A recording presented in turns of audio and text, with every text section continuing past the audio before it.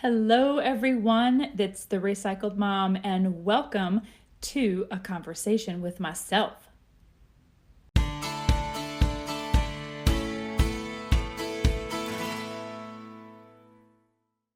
Okay, here we are with another collaboration video with the Ingrid Chronicles, and you can find the playlist below in the description box.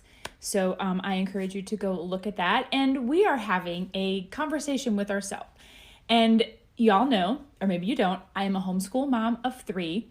And I have always said jokingly, if you find me talking to myself, just leave me alone. I'm having a parent-teacher conference. You get to sit in on that today because we have some questions to answer about homeschooling and motherhood. And it's going to be an interview with myself.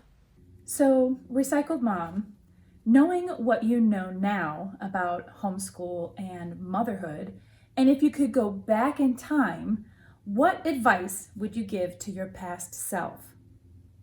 My advice would be to myself, trust your gut.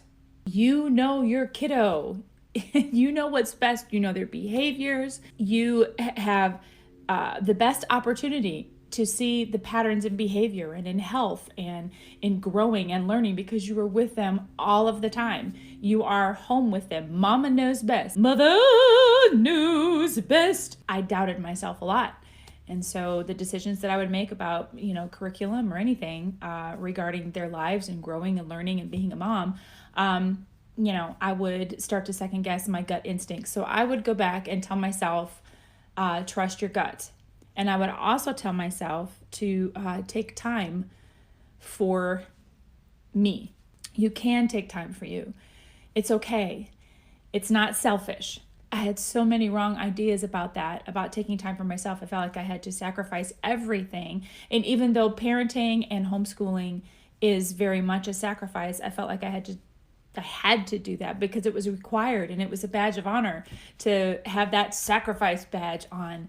And so it's okay to take that badge off and have some self-time to pursue a hobby, to pursue something that, it interests you, read a book, even maybe Bible study if you're that kind of a person, or just going for a walk that's by yourself. You need a break. And it's okay to do that. So those are the two things I would tell myself. Trust your gut and take time for you. What have you learned the most about yourself as a mom and your homeschool in the present time?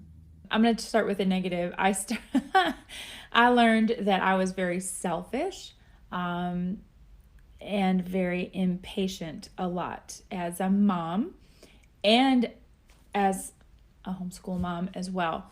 I always told myself that, God gave me these 3 children because apparently I didn't learn my lesson about how to not be selfish, because I wanted all this me time. I wanted things to go my way, and I wanted this, and I wanted things to go like this, and it wasn't. And children were little irritators to me because, I couldn't. Things weren't operating the way I wanted them to, and it wasn't this perfect little vision that I had in my head of how parenting would go and mothering and having a family. And then we got to homeschooling and things weren't working out the way that I had wanted them to, and boy was I throwing a fit for a while. And please don't misunderstand, I love my children. I love them. But through the negativity, I learned long suffering. I learned patience with the shortcomings of others. When you are constantly being tested, with your patience is being tested, you learn to develop that patience. And so I am one that prays to learn patience. I've always heard people say, don't pray for patience because it's the tests that you get that teach you the patience that are like, oh no, I don't want any of that. But I do. I prayed to learn patience because one of the fruit of the Spirit is long suffering, and long suffering is the developing of patience with the shortcomings of others. And that's everybody. We all have shortcomings, and and especially our children who are growing and learning and making mistakes, which is something I encouraged anyway, over time, as I prayed to learn how to exercise long suffering and yield my ideas and my plans over, then I was able to actually start to deal with the shortcomings of just having, raising children, and they make mistakes, and it's okay. It's learning. And I had to realize that. And by doing that with my children, I'm able to do that with my husband. And then I was able to do that with other people that I serve with on ministries at church, or, people that you work with. You have that long suffering to just offer the grace, offer the patience and when these people are maybe stepping on your toes, and maybe maybe hurting your feelings or making mistakes and things, and that those things happen. So I was able to offer that grace and long suffering. So on the positive side, though, what I learned about myself is that I am very diligent. I was diligent in to find the right program for homeschooling, or the right way to teach my children individually as they're growing up, as far as disciplines and growth and Bible and things like that, and also activities. I was just trying to find, let's just do this right thing that will help us and help you grow. I was helpful. I learned that I was thrifty. I was a big couponer for the longest time, extreme couponing. That was me.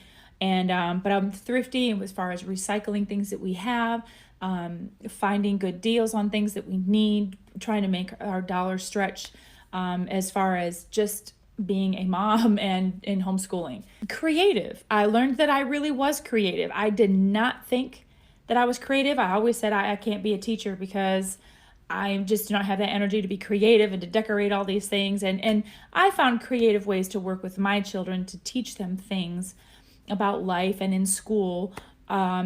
It actually was quite a surprise for me, being able to teach myself how to teach my children things. So yes, those are some of the things that I learned about myself. What is the hardest thing to overcome in motherhood? Oh man, the hardest thing to overcome for me is criticism. And not just criticism, but criticism from family or those that are like family. So sometimes we all have friends, or you have a church family that is very close and very much like family. When the criticisms come, it's very hard to overcome those. And those are comments and it's the little comments that people make, and that, oh gosh, it comes everything from how you give birth to your children, your birthing plan, where you do it, all these things. It very much just from that point on to your education, raising them, doing these things. I mean, the criticisms come everywhere and if it's from people, if I don't know you and you're not part of my inner circle, the criticisms they can fly off. But when it comes from family, it's very hard. When family members disapprove or disagree, that's one thing. But when they vocalize it and then justify it with their opinions or some other cultural standard, and then which usually is misinformation or just plain ignorance, because they don't know the issue or the topic that we're discussing, and so they will talk about it. They will judge what we're doing from a basis of just really misinformation or not knowing at all. And that really hurts, because then it becomes an attack on me, because it's not what they're used to doing or what they're accustomed to. And when you've got, especially today's parents, things are so different than when I had my first child 20 years ago. When you're making a very personal decision to say, let's say, breastfeed your child versus bottle, or stupid things like cloth versus regular diapers. And then when it came to homeschooling, it was homeschool versus public school. And then in the homeschooling community, it was which curriculum that you do, which this one's better than this. And if you don't teach your child this way in this curriculum, this co-op, then you're doing a disservice to your child. I'm like, oh my goodness. Some of that I can let fly, but there are some things that I would have liked to have heard, like, well done, or, hey, that's great, you're doing a really good job. That kind of encouragement, it's not necessarily, I don't know, it's very tough for me. It was like, I don't need your approval. I'm kind of good with that stance, but there's still a little bit inside of me that wanted to hear, that's an awesome decision, or I totally agree with you, or, just a little bit in there that gives you a little bit, I don't know about you, but it gives me a little bit of assurance that we're going down the right path. And again, it's not something that I just totally, like, it just ruined my life or anything, but no, it's very hard to be able to make the decisions that you're making for your family and then stand that ground, because with family, it hurts a lot more than a complete stranger giving opinions or criticism. They even might be trying to be constructive. All of that, it can hurt.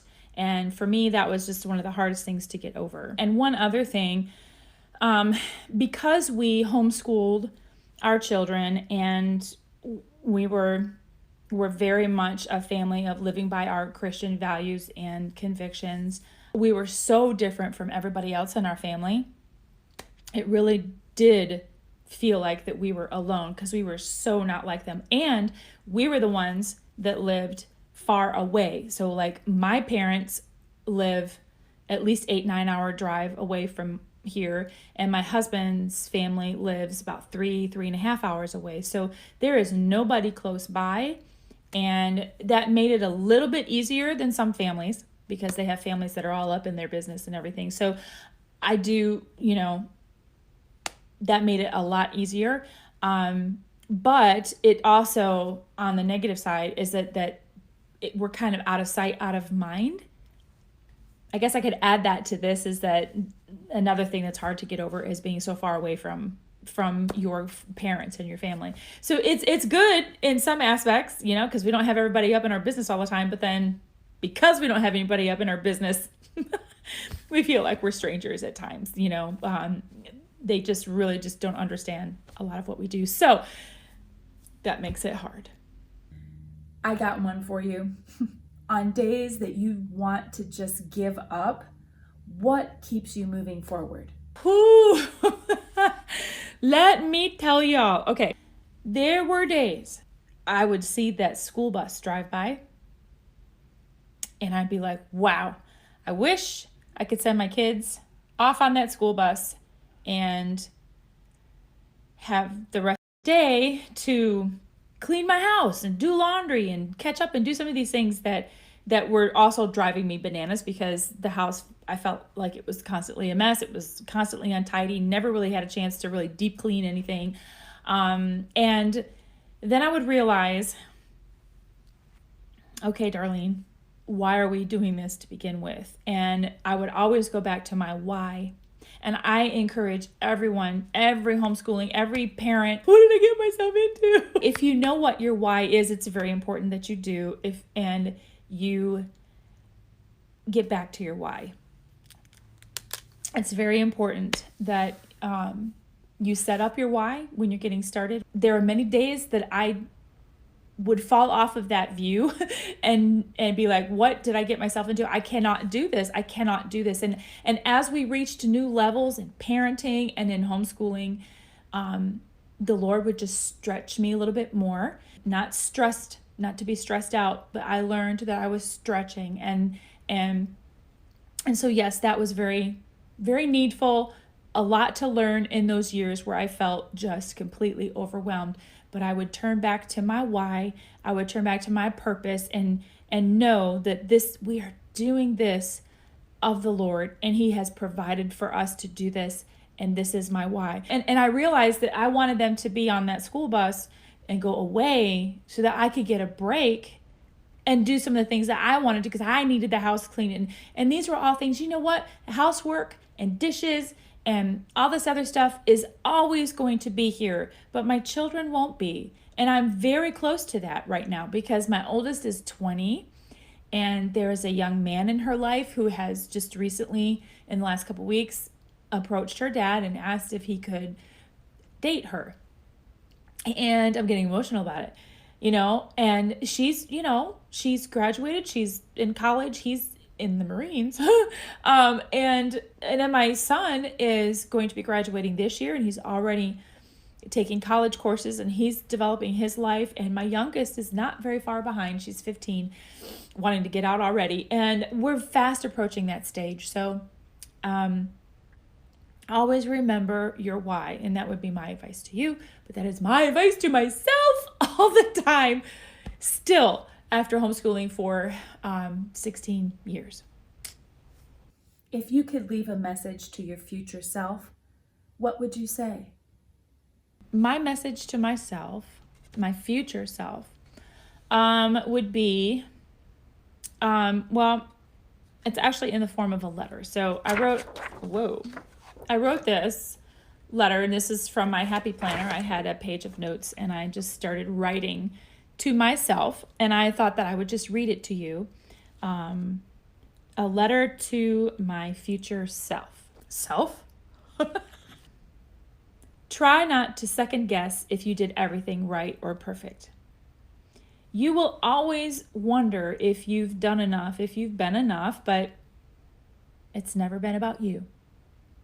It's always been about God. Did you train them and raise them to look to God?